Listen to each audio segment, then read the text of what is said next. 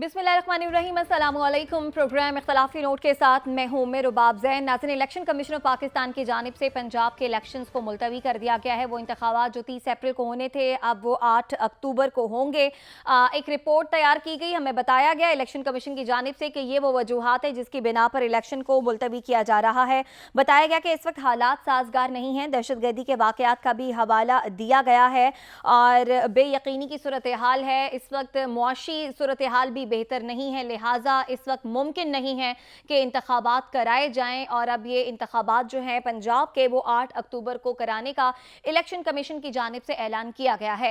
हालांकि अदालत की तरफ से बड़े वाज़ेह अहकामात आ चुके थे, उसके बाद अब ये जो मामला सामने आया है, क्या ये तौहीन अदालत के ज़ुमरे में आएगा? अगर आएगा तो किस किस पर तौहीन अदालत लगेगी, इस पर भी अपने प्रोग्राम में बात करेंगे। तहरीक इंसाफ ने बहरहाल इस मामले पर अदालत जाने का ऐलान कर दिया है। सारी सूरत हाल को लेकर तहरीक इंसाफ जो है वो अदालत जा रही है, लेकिन नून लीग जो है और पीडीएम जमातें जो हैं इलेक्शन कमीशन के इस फैसले को खुशाइन करार दे रही हैं और अपने अपने जो है वो उधर पेश कर रही हैं। और बताया जा रहा है कि क्या क्या वजूहात हैं जिनकी बिना पर इलेक्शन कमीशन ने ये दुरुस्त फैसला किया है। बकौल राना सनाउल्लाह साहब के हमें बताया गया कि मुल्क में अगर 2 मरतबा आम इंतखाबात होते हैं तो अफरा तफरी फैलेगी, लिहाजा बेहतर यही है कि एक वक्त में इंतखाबात होने चाहिए। हम चाहते हैं कि इलेक्शन हो, कोई भी इलेक्शन से फरार नहीं चाहता। इस तमाम तर सूरत हाल पर हम बात करेंगे। प्रोग्राम में हमारे साथ साद रसूल साहब मौजूद हैं, अदील बड़ाई साहब मौजूद हैं, हसन रजा मौजूद हैं। लेकिन उससे पहले आज आजम नज़ीर तारड़ साहब ने कल क्या गुफ्तगू फरमाई है इस इलेक्शन के मुलतवी होने पर, अपने नाजरीन को वो भी दिखाते हैं। और इलेक्शन मुलतवी होने के रिएक्शन में फवाद चौधरी साहब क्या कह रहे हैं, ये भी देख लीजिए। तो अदालत का हुक्म आ चुका, ऐसे में इलेक्शन कमीशन ने जो फैसला किया, क्या ये फैसला गैर आइनी है? क्योंकि इससे पहले जब असम्बली डिसॉल्व हुई, मामला था तारीख देने का, तो हर कोई इनकारी था, गवर्नर समेत इलेक्शन कमीशन समेत कहा जा रहा था कि हमारा इस्तेहकाक नहीं है। लेकिन अब चूंकि शेड्यूल जारी होगा, लिस्टें जारी हो गई, ऐसे में एक ऐसा फैसला सामने आना और उसकी जो वजूहात सामने आई हैं, तो क्या ये इस्तेहकाक बनता था इलेक्शन कमीशन का? इस पर हम बात करेंगे। हुकूमत का इलेक्शन कराने से इनकार शिकस्त का ऐलान नहीं तो और क्या है? क्या ऐसा भी हो सकता है? ये भी सवाल उठाएंगे। फिर इलेक्शन कमीशन के मुतनाज़ फैसले से क्या आईनी बहरान कम हो जाएगा या मजीद बढ़ेगा? इस पर भी प्रोग्राम में बात होगी। साद रसूल साहब हमारे साथ मौजूद हैं, अदील बड़ाई साहब मौजूद हैं, हसन रजा मौजूद हैं। साद रसूल साहब, सबसे पहले तो आपकी जाने बातें यही सवाल लेकर जो बहस चल पड़ी है मुख्तलिफ सियासी जमातों के दरमियान, जो हुकूमत और अपोजिशन कह रही है, एक जानिब कहा जा रहा है कि एकदम गैर आईनी नहीं होगा, दूसरी तरफ तहरीक इंसाफ कह रही है कि एक तरफ अदालत का फैसला आ गया, लिहाजा इलेक्शन कमीशन ने जो इलेक्शन मुलतवी किए ये गैर आईनी इकदाम है। तो कानून इस हवाले से क्या कहता है? इलेक्शन कमीशन का इस्तेहकाक था इलेक्शन आगे कर देना? देखिए, कानून तो इस बारे में रिलेटिवली सिंपल है। कानून ये कहता है कि इलेक्शंस को एक तयन शुदा आइन के अंदर तयन शुदा मुद्दत के अंदर होना है और आर्टिकल 218 के नीचे 218 से 218 से 222 के नीचे इलेक्शन कमीशन ने वो काम करवाना है। ये इसके अंदर कोई इस तरह की रिक्वायरमेंट नहीं है कि अगर पुलिस ना मिल सकती हो आपको या रेंजर्स की स्टैटिक डिप्लॉयमेंट ना हो सकती हो तो फिर आप इसमें एक्सेप्शन क्रिएट कर सकते हैं। ऐसी कोई रिस्पॉन्सिबिलिटी नहीं है। इलेक्शन कमीशन का काम है कि वो इलेक्शन को सुप्रीम कोर्ट और आइन के ताबे रहते हुए वक्त के अंदर इसको करवाएं। अब ज़रा यहाँ से थोड़ा सा आगे चलते हैं। जो वजूहात बताई जा रही हैं इलेक्शन ना करवाने की, और मैं आज़म नज़ीर तारड़ साहब की जो भी आपने बात सुनवाई उनकी बात को एक जुमले में जवाब देते हुए कि उन्होंने दुरुस्त फरमाया कि लेवल प्लेइंग फील्ड के लिए इलेक्शंस इकट्ठे होने चाहिए। उन्होंने दुरुस्त फरमाया कि इलेक्शंस अगर इकट्ठे नहीं होंगे तो बहुत कॉस्ट पड़ेगी, तो फिर वो सारे इलेक्शन 30 अप्रैल को करवा देना, क्योंकि आईन पाकिस्तान की तो यही मंशा है कि 90 दिन के अंदर डिसॉल्व असम्बली के इलेक्शंस होंगे। सुप्रीम कोर्ट ये कह चुकी है। तो आप जिस तरह 70-75% मुल्क आपसे डिमांड कर रहा है कि आप बाकी भी इलेक्शंस करवा दें, बिल्कुल आपने आज़म तारड़ साहब दुरुस्त बात की, बाकी इलेक्शंस भी मेहरबानी करके 30 अप्रैल को करवा दें। अब मैं जो इफ़ेक्टिव इशू है इसके पीछे, जिसकी आड़ में इलेक्शन कमीशन ये काम कर रहा है या ये फैसला किया है, उस पर एक नज़र दौड़ाना चाहता हूँ। अगर ये बात तस्लीम कर ली जाए, इलेक्शन कमीशन ने दो वजूहात बताई हैं जिस वजह से वो कहते हैं कि वक्त पे इलेक्शन नहीं हो सकते 90 दिन के अंदर, या 30 अप्रैल से पहले नहीं हो सकते, या 30 अप्रैल तक नहीं हो सकते। एक वो कहते हैं कि हमारे पास पैसे नहीं है, हुकूमत हमें पैसे नहीं दे रही। दूसरा वो कहते हैं कि हमारे पास सिक्योरिटी के हालात ख़राब हैं, हमने जो सिक्योरिटी की डिप्लॉयमेंट मांगी थी वो इंटीरियर मिनिस्ट्री से बाकियों से नहीं मिली। अगर इस बात को तस्लीम कर लिया जाए एक लेजिटिमेट रीज़न के तौर पे कि हाँ, जब पैसे नहीं होंगे या सिक्योरिटी के खदशात होंगे तो इलेक्शन डिले हो सकता है, सुप्रीम कोर्ट के फैसले के बावजूद डिले हो सकता है, आइन की मंशा के बावजूद डिले हो सकता है, तो फिर हम एक बड़ी अजीब सी सिचुएशन में पहुंच जाएंगे जिसमें जो भी हुकूमत हो वो जब इलेक्शन का वक्त आए अपने 5 साल की हुक्मरानी करे, जब इलेक्शन का वक्त आए तो वो खजाने को खुद ही लूटे, जिस तरह के हमारी माजी की हुकूमतें और क्या कहें अब की हुकूमत भी करती रही है कि खजाने को आप खुद ही लूटें, खजाना खत्म कर दें, कहें जी वो जो इलेक्शन करवाने के तो पैसे नहीं है। आप खुद अपनी ड्यूरेशन ऑफ गवर्नमेंट के अंदर आपका काम है सिक्योरिटी को ठीक करना, आप खुद सिक्योरिटी को ठीक ना कर सकें, इंटरनल सिक्योरिटी में मसले हो, आप कहें मैं हम तो इलेक्शन नहीं करवाएंगे, तो ये कितना आसान हो जाए, जी कितनी अच्छी बात हो जाए, फिर तो इस मुल्क में कभी इलेक्शन होगा ही नहीं। जो हुकूमत आएगी वो खजाना लूटेगी, कहेगी पैसे नहीं है, इलेक्शन नहीं करवा सकते, वो आके अपना काम नहीं करेगी, सिक्योरिटी सिचुएशन खराब हो जाती है, वो उस पर तवज्जो नहीं देती, वो कहती है जी सिक्योरिटी सिचुएशन खराब हो गई है, अब हम इलेक्शन नहीं करवा सकते। अगर ये लेजिटिमेट एक्सक्यूज बना ली जाए कि पैसों की नॉन अवेलेबिलिटी और सिक्योरिटी सिचुएशन का खराब होना हुकूमत के लिए काफ़ी है इलेक्शन को डिले करने के लिए, तो जमहूरियत का सारा प्रोसेस खत्म हो जाएगा। जो हुकूमत होगी उसका कोई इंसेंटिव नहीं कि इलेक्शन करवाए, उसका इंसेंटिव है कि खजाना लूटे, कहे हमारे पास पैसे नहीं इलेक्शन करवाने के, और सिक्योरिटी सिचुएशन खराब कर दे, कहे हमारे पास इस वक्त हालात बड़े खराब हैं, इलेक्शन नहीं हो सकता। ठीक है जी, और परपेचुअली वो हुकूमत में रहे। ठीक है अदील वाली साहब, आपकी जानिब आते हैं। सादर सोल साहब का ये कमेंट है कि अपनी शाह खर्चियों के लिए तो हुकूमत के पास पैसे हैं, लेकिन जब बात इलेक्शन की आती है तो फिर हमें एक उज़र फराहम किया जाता है, बताया जाता है कि चूंकि हमारे पास पैसों की भी कमी है तो बैक वक्त इस वक्त जो है इलेक्शन कराना मुश्किल हो रहा है, बेहतर यह है कि एक वक्त मुल्क में इंतखाबात होने चाहिए। हुकूमत की ख्वाहिश भी यही है। बारह प्रोग्राम में भी आप हमें बता चुके हैं कि किस तरह से डिलेइंग टैक्टिक्स हुकूमत इस्तेमाल कर सकती है, लेकिन ये जो रिपोर्ट सामने आई है इलेक्शन कमीशन के, इस रिपोर्ट में जो उन्होंने बातें की हैं, जो वजूहात सामने आई हैं, आप समझते हैं कि ये खदशात दुरुस्त हैं इलेक्शन कमीशन के? ये जो फैसला सामने आया है ये ठीक है? मुल्क में आप भी इस हक में है कि इंतखाबात एक ही वक्त में होने चाहिए, वरना बकौल राना सनाउल्लाह की अफरा तफरी फैल जाएगी? देखें, हुकूमत की जो नाअहलियाँ हैं वो उसको अपनी ढाल बना रही है। सिक्योरिटी को किसने बेहतर बनाना था? हुकूमत ने बनाना था।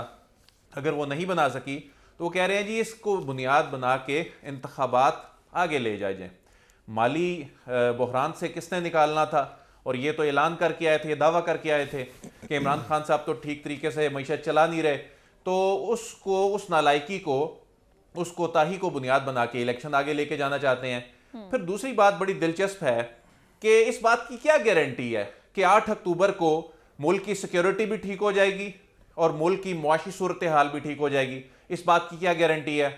फिर इलेक्शन कमीशन ने 8 अक्टूबर की जो तारीख दी है, इसमें सदर मुमलिकत से जो इलेक्शन कमीशन पहले ये कह रहा था कि जी ये तो हमारा काम ही नहीं है तारीख देना, ये तो सदर का, बल्कि ये तो गवर्नर का काम है। फिर जब ये सुप्रीम कोर्ट ने जब ये बाउंड कर दिया है सदर के साथ मुशावरत करने वाले मामले पे, उसमें तो सदर साहब के साथ मुशावरत की नहीं गई और सदर साहब को इत्तला दे दी गई कि नेक्स्ट पोल डेट ये है।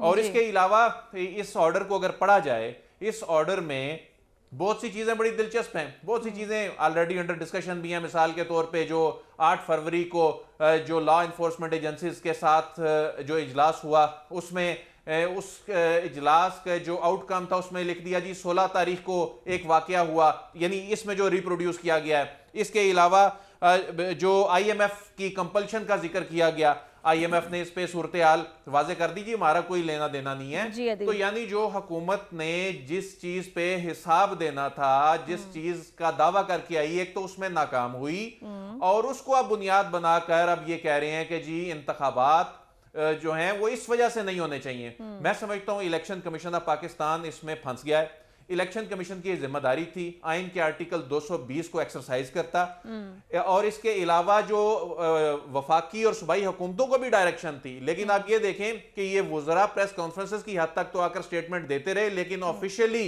इन्होंने ऐसी कोई चीज नहीं की। इन्होंने अपनी ब्यूरोक्रेसी को इस्तेमाल करते हुए ये कहा कि आप इलेक्शन कमीशन में जाकर ये मौक़िफ़ इख्तियार करें और जब ये तौहीन अदालत की प्रोसीडिंग शुरू होनी है तो इसमें फंसना इलेक्शन कमीशन नहीं है। उसकी अच्छा, रीजन ये है कि इलेक्शन दीप? कमीशन को वाज़ेह डायरेक्शन है। और एक और बड़ी अहम बात मैं इसमें यहाँ कहना चाहता हूँ, उमेर बाब आपकी इजाजत से एक बात यहाँ कहना चाहता हूँ। ये जो माली बहरान की बात की जा रही है, चूंकि इलेक्शन से मुतल्लिक मामलात को मैं काफी बरसों से मैं चूंकि कवर कर रहा हूं, इलेक्शन की जो बड़ी कॉस्ट आती है उसकी पेमेंट तो इलेक्शन के बाद करनी है।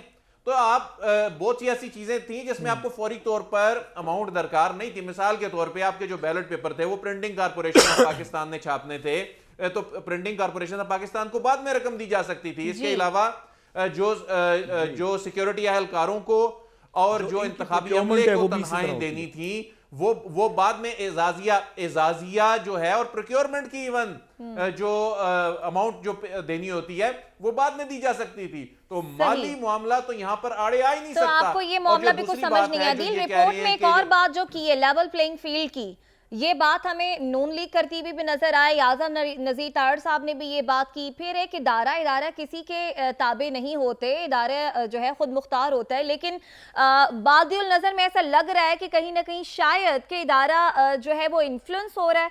ये बनता है इदारे का ये उज़र पेश करना, ये एक जवाब फराहम करना कि इस वक्त एक लेवल प्लेइंग फील्ड नहीं है, लिहाजा मतलब जो इलेक्शन मुलतवी हुए उनकी एक वजह जो ये सामने आ रही है। क्या इदारे की तरफ से ये वजह सामने आ सकती है? लेवल प्लेइंग फील्ड देना तो इलेक्शन कमीशन ऑफ पाकिस्तान का काम है, इसको इंश्योर करना। लेकिन इस वक्त तो उलट हिसाब है। ये तो पाकिस्तान तहरीक इंसाफ इस वक्त उसको ये कहना चाहिए कि लेवल प्लेइंग फील्ड नहीं दी जा रही। लेकिन ये बात अपनी जगह दुरुस्त है कि 2018 के जो इंतखाबात थे उस वक्त का जो मंजरनामा था, इसमें कोई शक नहीं है मुस्लिम लीग नून के जो रहनुमा थे वो गिरफ्तार हुए थे, लोगों को सजाएं हुई थी, ये जेलों में गए थे।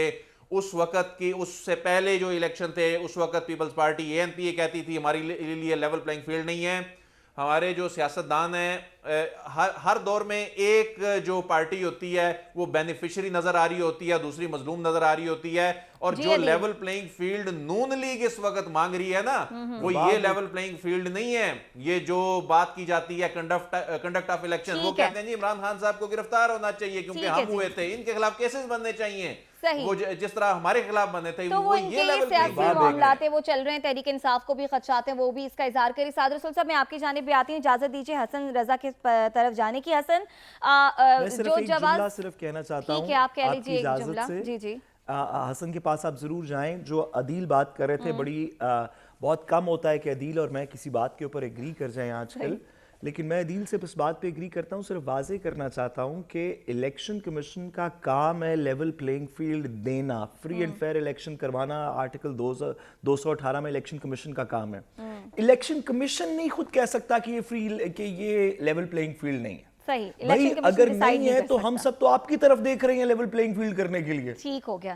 आपका काम है फ्री एंड फेयर इलेक्शन। सही हो गया, आपका जुमला आ गया। आपकी जानिब आते हैं हसन। ये जो रिपोर्ट सामने आई है, इस रिपोर्ट में एक 16 फरवरी के वाक़े का जिक्र किया जाता है और फिर हमें यह भी बताया जाता है कि 8 फरवरी को आईजी पंजाब को बुलाया जाता है इलेक्शन कमीशन की तरफ से और उनकी जो बताते हैं क्या सूरत हाल है उस पर एक रिपोर्ट तैयार की जाती है। इसे क्लैरिकल मिस्टेक भी हम कह सकते हैं, लेकिन मतलब फिर इस रिपोर्ट पर भी कुछ क्वेश्चन मार्क लगता है कि 8 तारीख को बुलाकर ब्रीफिंग ली जाती है, फिर उस 16 तारीख का जो वाकया जिसमें अभी वक्त है पेश आने में उसका जिक्र किया जाता है इस रिपोर्ट में। ये क्या मामला है फिर? देखें, आपको तो अच्छी खुशखबरी नहीं है ये सब के लिए कि एक ऐसे लीडर और ऐसे ऑफिसर्स हमारे पास मौजूद हैं जो हमें आगे का पहले ही अहवाल बता देते हैं कि आगे क्या होने वाला है। और वो पहले ही बता देते हैं कि 16 तारीख को ये होने वाला है, तो पहले हम इलेक्शन कमीशन को बता दें और इलेक्शन कमीशन फिर उनकी जो है वो ब्रीफिंग को फौरी तौर पर तस्लीम भी कर ले। क्या कमाल है इलेक्शन कमीशन ऑफ पाकिस्तान का भी। इनको तो चाहिए था कि मैंने जैसे साद रसूल साहब की बातें सुनी, इनको तो बल्कि ये कहना चाहिए था साद साहब, क्योंकि कानूनी माहिरीन हैं, एक्सपर्ट हैं, इनको तो ये कहना चाहिए था कि ये इलेक्शन कमीशन खुद फैसला देने के बजाय ये जाते election supreme court of Pakistan जिनकी डायरेक्शन आई थी कि आपने 30 अप्रैल तक इलेक्शन करवाना है जी।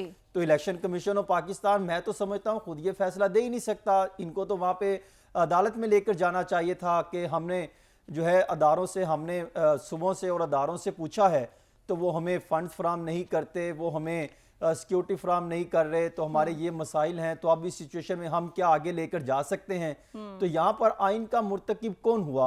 इलेक्शन कमीशन ऑफ पाकिस्तान भी, मुझे ये लगता है कि उन पर भी जो है वो आर्टिकल 6 के तहत कार्रवाई होनी चाहिए। अच्छा। जिन्होंने आइन का मजाक उड़ा दिया, जिन्होंने कानून को बालाए ताक रख दिया, जो समझते हैं कि शायद कौम को हमने पहले भी बेवकूफ़ बना लिया, अब मजीद चल के अवाम को बेवकूफ़ बनाएंगे। इस फैसले से तो मैं ये समझता हूँ अना और मजीद तकसीम बढ़ेगी और आइनी बुरान मजीद जो है वो पैदा होगा।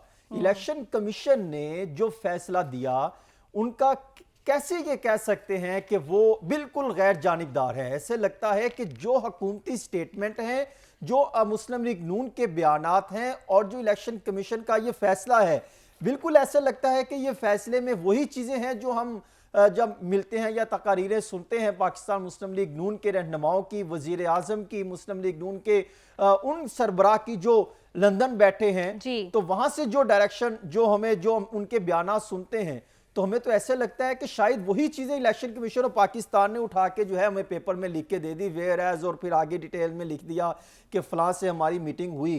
तो ये जो चीज़ें थी तो वो कहाँ गई? वो वोट को इज्जत दो के देने वाला बयानिया, वो जिनको चाहिए था कि इंतखाबात करवाते, वो आज इंतखाबात कराने से भाग रहे हैं। कहाँ है आइन की बात करने वाले जो आज जो है आइन से अमल दरामद कराने से खुद भागते दिखाई दे रहे हैं? कहाँ है वो जो है वो जो बात करते थे कि हम जो है वो आज भी इलेक्शन कराएं तो हमारी पोजीशन मजबूत हो जाएगी? कहाँ है वो जो ये दावे करते थे कि जो है हम जैसे ये असम्बलियाँ तोड़ेंगे तो हम जो है फौरी तौर पे इलेक्शन करा देंगे?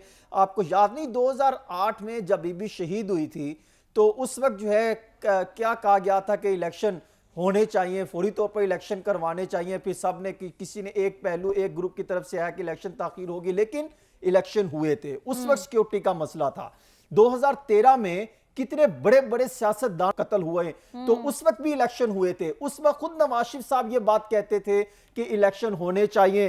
जो है 16 अप्रैल को उन्होंने जो बात कही, फिर 2 जनवरी को बात की, 1 जनवरी को बात हुई। ये यानी 2-3 महीने ये इलेक्शन की बात करते थे। आज ये इलेक्शन से भागते दिखाई देते हैं। तो यूं कहा जा सके कि ये सिचुएशन इससे बेहतर होती दिखाई देगी। मेरे ख्याल में इससे जहां पे अवाम के लिए मसाइल बढ़ते दिखाई दे रहे हैं, वहां पर खास तौर पे मुस्लिम लीग नून के लिए भी सिचुएशन बढ़ती दिखाई दे रही है, खराब होती दिखाई दे रही है। और पाकिस्तान तहरीक इंसाफ के कायद भी जो है बुनियादी तौर पे आप एक बंद गली में फंसे दिखाई दे रहे हैं। तो जो उन्होंने प्लान बनाए थे भी दिखाई दे रही है। देखें, जो उन्होंने प्लान बनाए थे, आज की सिचुएशन हम 6 महीने बाद कैसे कह सकते हैं कि पॉपुलैरिटी किसकी कौन सी कहां पर होगी? आज के जो 4 महीने पहले चले जाएं तो क्या सिचुएशन थी, अब देखिए तो क्या सिचुएशन थी, आगे हालात क्या बदलेंगे? आपका कमेंट आ गया, आप कह रहे हैं कि नून लीग जो है वो अपने बनाए हुए प्लान्स में फंसती चली जा रही है। बहरहाल इस वक्त जो सूरत हाल बनती हुई नजर आ रही है वो यही है कि ये मामला एक बार फिर से अदालत जाएगा। अदालती ऑर्डर्स थे, अदालत के हुक्म पर जो है वो सदर पाकिस्तान ने इलेक्शन की तारीख दी थी, लेकिन इलेक्शन कमीशन ने अब 8 अक्टूबर की तारीख दे दी है और उसके हवाले से हमें बताया है कि कौन कौन से मामलात हैं, वजूहात हैं जिसकी वजह से इलेक्शन को मुलतवी किया गया है। लेकिन जो बात हसन भी कर रहे हैं, बाकी पैनलिस्ट भी कर रहे हैं कि अगर सियासतदानों की एक दूसरे के खिलाफ इंतकामी कार्रवाइयां और ये जुमलेबाजी, बयानबाजी जारी रहे तो कोई भी नहीं कह सकता कि आने वाला वक्त इस मौजूदा वक्त से बेहतर होगा। इमरान खान के खिलाफ भी जो नई JIT बनी है, इस नई JIT का क्या मुस्तकबिल होगा, इस पर एक ब्रेक के बाद बात करेंगे। हमारे साथ रहिएगा।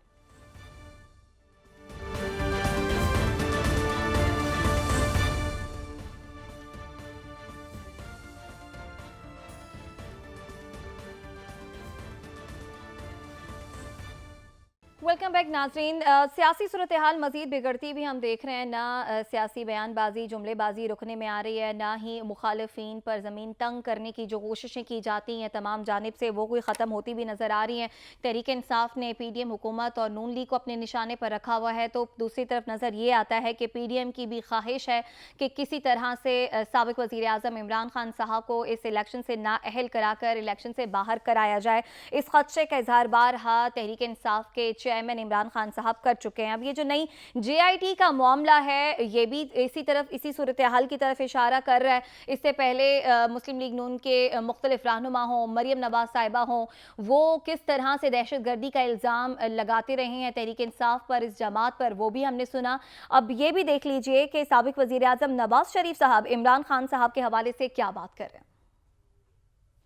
जी सादर रसूल साहब, आपकी जानिब आएंगे, क्या हैसियत होगी इस JIT की, और ये क्या चल रहा है? एक तरफ मरियम नवाज साहिबा हों या बाकी लोग हों, वो जो बात करते हैं उसी तरह की बातें आज साबिक वज़ीर आज़म नवाज शरीफ साहब पर भी करते हैं, और फिर इमरान खान के खिलाफ 4 मुकदमात की तफ्तीश के लिए JIT बनाने का क्या मकसद है हुकूमत का?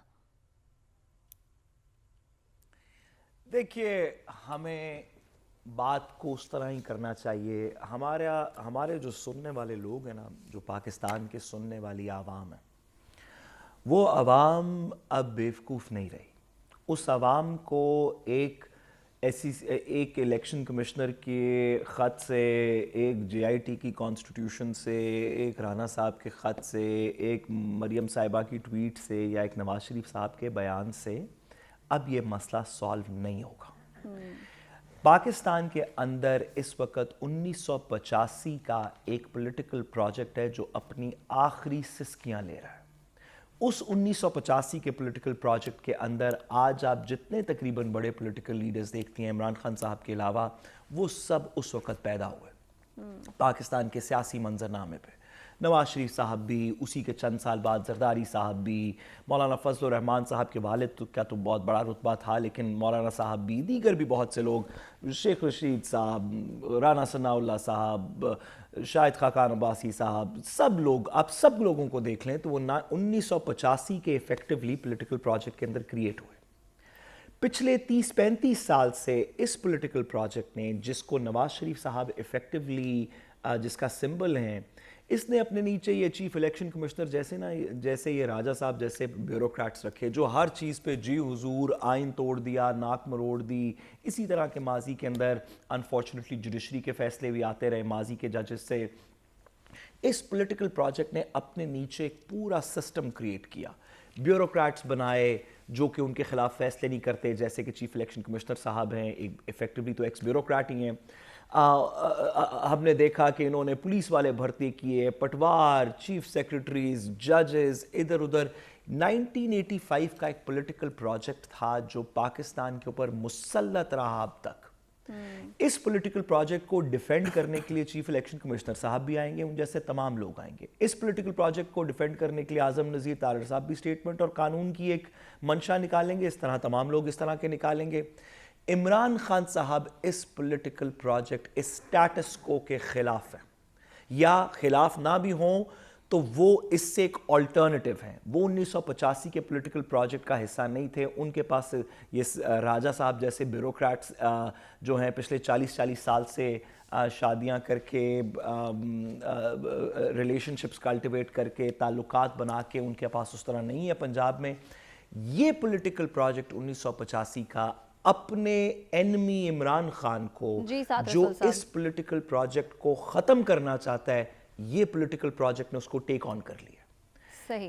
वो लोग जो 1985 के पॉलिटिकल प्रोजेक्ट में क्रिएट हुए थे और अब सिस्कियां लेके अपने सियासी मदफन की तरफ जा रहे हैं, वो तमाम लोग इमरान खान के खिलाफ हैं, क्योंकि उनको लगता है कि अगर इमरान खान ना हो तो हम आजम तारड़ साहब और सिकंदर राजा और 2-3 इस तरह के 4-5 और लोग मिलके हम ये इलेक्शन आगे करवा लेंगे, और करवाएंगे तब जब हमारे पॉलिटिकल मास्टर्स, वो जिनको हमने 1985 में क्रिएट किया था, जब वो जीतने की पोजीशन में होंगे, उससे पहले हम इलेक्शन करवाएंगे।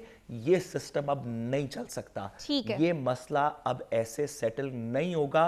अवाम अब बहुत चीजें समझ चुकी है, इसके अंदर कुछ बुनियादी, कुछ जौहरी तब्दीली आनी पड़ेगी। ठीक हो गया। आपकी जानिब बातें अदील वड़ाई साहब, एक और सियासी कायद, एक और JIT, इस बार क्या होने जा रहा है? क्या हुकूमत की ख्वाहिश है, मजबूरी है इमरान खान साहब को मुकद्दमात में उलझाए रखना? इन दहशतगर्दी के मुकदमात से कुछ भी नहीं निकलना। अच्छा। और ये JIT की जो कानूनी हैसियत होती है, साद रसूल साहब के कानूनी मामलात को ज़्यादा बेहतर जानते हैं। उसके बाद क्या होता है, एक फाइंडिंग आती है, फाइंडिंग आने के बाद मुकदमा होता है और मामलात अदालतों में जाते हैं। तो अब ये देख लें कि ये जो जेआईटी है ये तो पहले ही मुकदमात कायम है। इस जेआईटी ने क्या कर लेना है, ये क्या इन्वेस्टिगेट करेगी? उसके बाद ये मामला तो पहली अदालतों में चल रहे हैं और इतने वीक मुकदमे हैं सवाए एक दो आईनी मामलात के, जिसका खुद तहरीक इंसाफ समझती है कि वो मसला पैदा कर सकते हैं उनके लिए। ये जो बाकी ये जो दर्जनों की तादाद में रोज़ाना की बुनियाद पे एक आधा मुकदमा जो दर्ज हो रहा है और अब ये तकरीबन 100 से ज़्यादा तजावुज़ कर चुके हैं, इनका कुछ भी नहीं बनना, कुछ नहीं निकलना। अब ये देखें ना कि किसी सहाफ़ी पे दहशतगर्दी का चार्ज लग रहा है, किसी सियासतदान पे दहशतगर्दी का चार्ज लग रहा है, पुलिस मैक्सिमम 1 दिन का 2 दिन का रिमांड देती है, उसके बाद वो केस जो है वो कहाँ जाता है? ये जेआईटी बन जाएगी, इसमें से कुछ भी नहीं निकलेगा। उसमें बुनियादी तौर पे बज़ाहिर ऐसे ही लगता है कि जेआईटी बनने के बाद होगा कि इमरान खान को बुलाया जाएगा या उनसे कोई तहकीकात करने के लिए जाया जाएगा। उससे वो अदील साहब, आई एम श्योर कि आप इस बात से एग्री करते हैं कि ख़ास तौर पे जो सहाफ़ियों के मुताबिक के मुतालिक कार्रवाई हो रही है, अभी आपने देखा आप ही के कुछ हमारे भी कुछ माजी के दोस्त दीगर चैनल से आपके साथ रिपोर्टिंग करते रहे, उन सब के ख़िलाफ़ भी कार्रवाई हुई।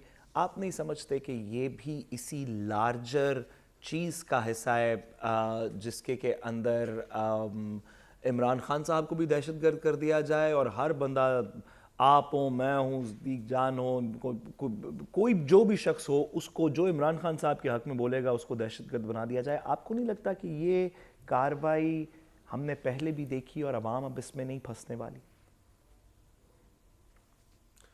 साद रसूल साहब, दुनिया में तमाशा बन रहा है। जब ये बात करते हैं ना दहशतगर्दी, ये दहशतगर्दी के कवानीन इसलिए नहीं बनाए गए थे कि ये अपने शहरियों पर, सहाफ़ियों पर और ये सियासतदानों पर लगाए जाएंगे।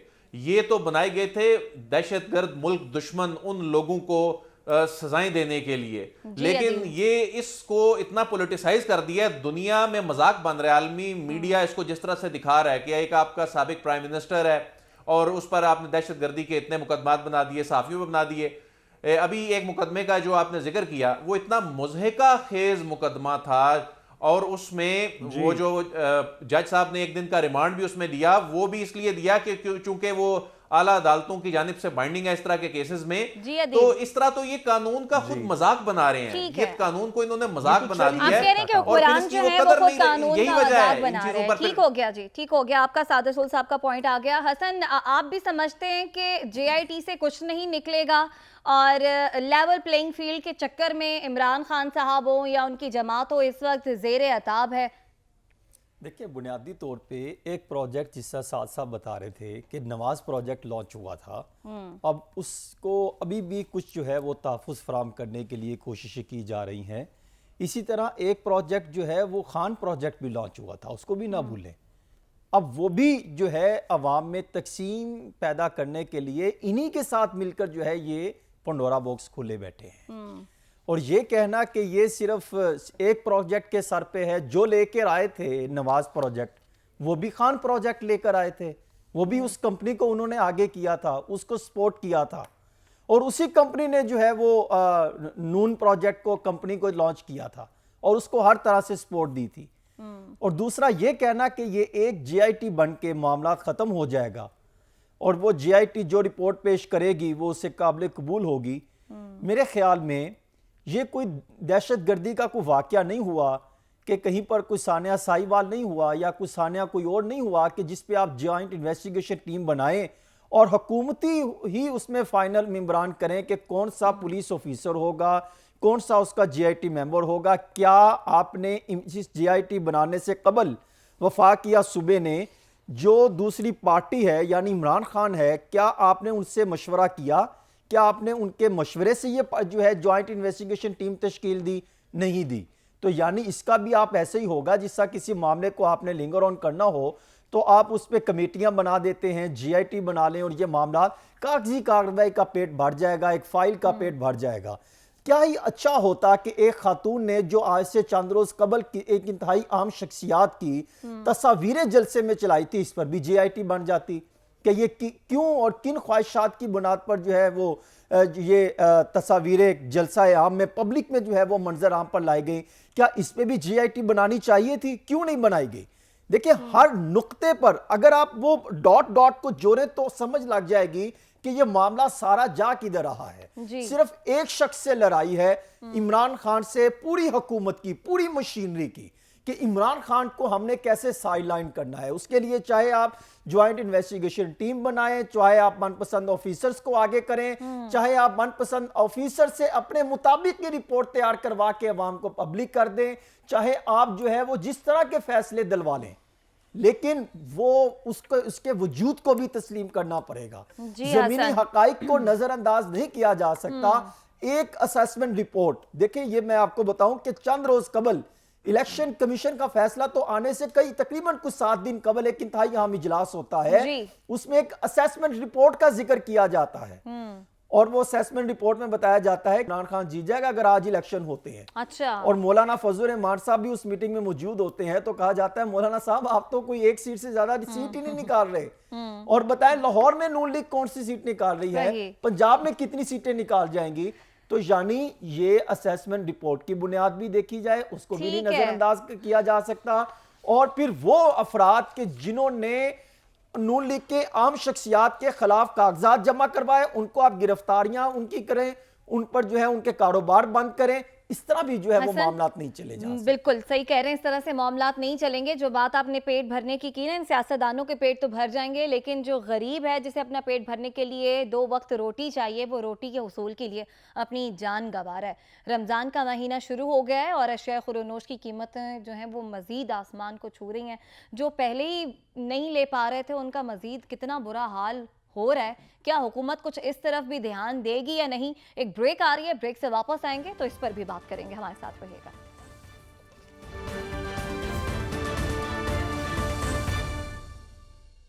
वेलकम बैक नाज़रीन। ब्रेक पर जाने से पहले जैसा कि बात हो रही थी कि सियासतदान इस वक्त आपसी सियासी खेल में तो मसरूफ हैं, किस तरह से मुखालिफिन को ज़ेर अताब लाना है, अपनी ख्वाहिशात के मुताबिक क्या कुछ कराना है, ख़ुद किस तरह से सहूलत देनी है, लेकिन वो आवाम जिनके वोट लेकर या जिनकी खिदमत करने के नारे पर आप आते हैं, ऊंचे ऐवानों पर आप आवाम को क्या फराहम कर रहे हैं? जनाब, आवाम को आप ये दे रहे हैं कि आटे के हुसूल के लिए लोग अपनी जानें गंवा रहे हैं।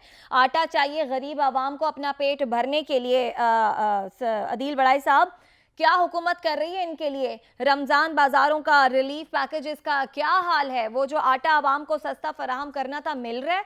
क्योंकि आखिरी इतलात जो हम तक पहुंची हैं उसके मुताबिक तो मुफ्त आटे की उसूल की कोशिश में 5 लोग जान से चले गए। बड़ा अनफॉर्चुनेट और तकलीफ दे है, एक ज़री मुल्क के ये मनाजिर हैं।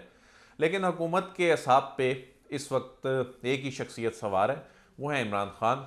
सारा दिन तो उसके बारे में प्रेस कॉन्फ्रेंस होती हैं, कोई प्रेस कॉन्फ्रेंस नज़र आई हाल ही में जिसमें कोई ऐसा कोई अवामी रिलीफ के हवाले से बात की जा रही हो।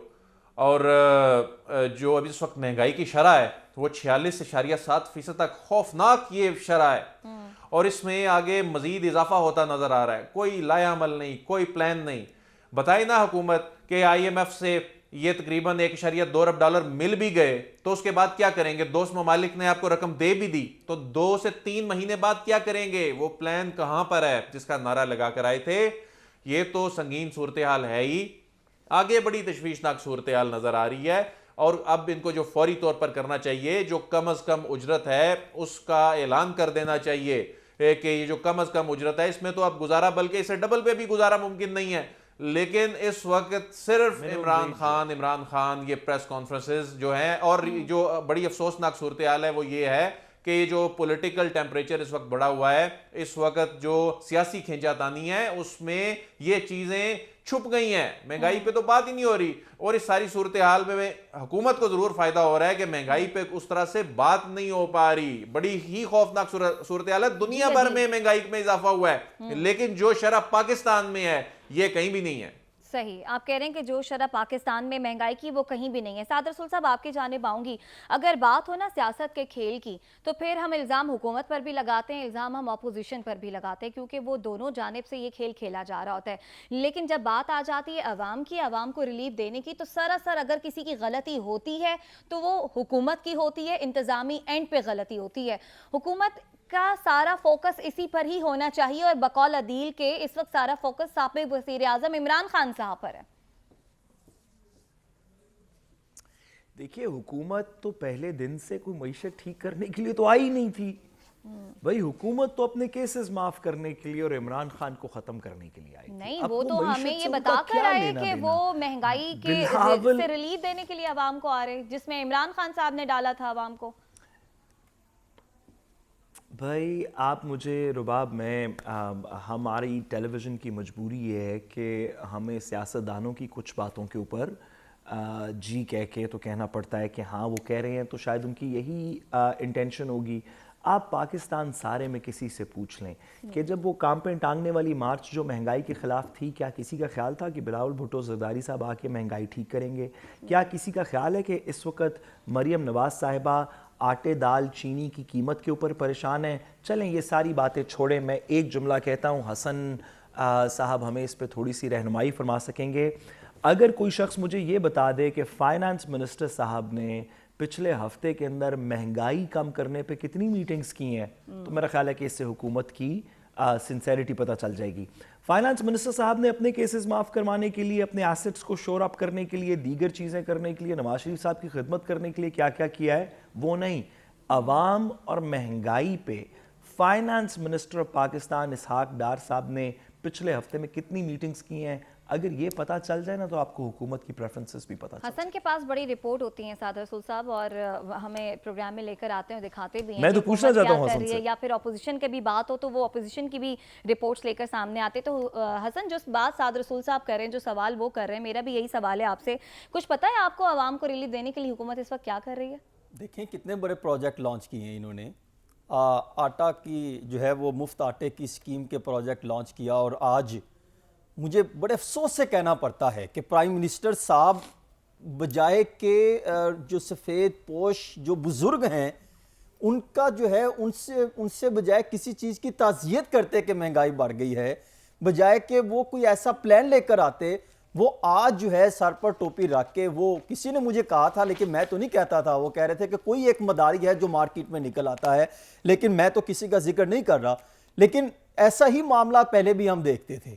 जो इतना प्रोटोकॉल लेके निकलते हैं, अचानक विजिट शुरू कर दिए जाते हैं, इसहाक डार साहब अचानक इजलासों करवाइएगा, की सदारत अगर शुरू। आप मुनासिब समझें, कल तक के इसहाक डार साहब ने पिछले हफ्ते में महंगाई पे कितनी मीटिंग्स की? और सर वो ये कहते हैं हम रोज़ाना की बुनियाद पे जो मुफ्त आटे की फरामी है इसके हवाले से मीटिंग कर रहे हैं, और इसमें भी वो जो है वो मखसूस जो है वो टारगेटेड जो है वो चीज़ें सौंपी जा रही है कि हमने किन किन सूबों में, किन किन चीज़ों में, हलकों में कौन से अपने मेम्बरान सूबाई और कौमी असम्बली जो आइंदा मुंतखब होंगे उनको हमने आगे कैसे लेकर आना है। वो भी इसमें भी यही प्रोजेक्ट है जो आप बात कर रहे हैं। स्पेशली महंगाई पे सवाल ही पैदा नहीं हो सकता कि उनके ज़हन में भी ये बात आई हो और फाइनेंस मिनिस्ट्री या किसी मिनिस्ट्री ने ये तजवीज़ दी हो कि आप जो है महंगाई के खात्मे के लिए या महंगाई को मजीद थोड़ा सा कम करने के लिए कोई एक इजलास भी बुला लिया जाए। तमाम एजेंडे देखें कि हमने फलां दहशतगर्दी का मुकदमा दर्ज करना है सियासतदान के खिलाफ, फलां GIT बनानी है, फलां की गिरफ्तारी करनी है, मीनारे पाकिस्तान में अगर कोई शख्स जलसा कर रहा है तो पानी छोड़ देना है, तो फलां के हवाले से ये इकदाम करने हैं, फलां का रूट क्लियर होना चाहिए, फलां ने किसी के हवाले से बात कर दी तो उस पर पर्चा दर्ज होना चाहिए, फलां को उठा लो, फलां को अगवा कर लो। ये कौन सा निजाम है? क्या इस निजाम में गरीब को अपना हक मिल सकेगा? आज आप देखें कि एक जो है वो तोरा मुफ्त लेने के लिए जो है वो कई कई घंटों उनको लाइनों में लगना पड़ता है। खैबर पख्तूनख्वा में देखें कितने जो है वो बेचारे जांबाक होते दिखाई दे रहे हैं, धक्के भागदड़ मचती दिखाई दे रही है। इंतजामी मामला अलबत्ता पंजाब में कदरे बेहतर हैं, वजीर आला पंजाब एक्टिव दिखाई दे रहे हैं, एडमिनिस्ट्रेशन बेहतर दिखाई दे रही है, लेकिन अब क्या अवाम को सिर्फ यही रह गया कि एक आटे के थैले के लिए लंबी लंबी कतारों में लगेंगे?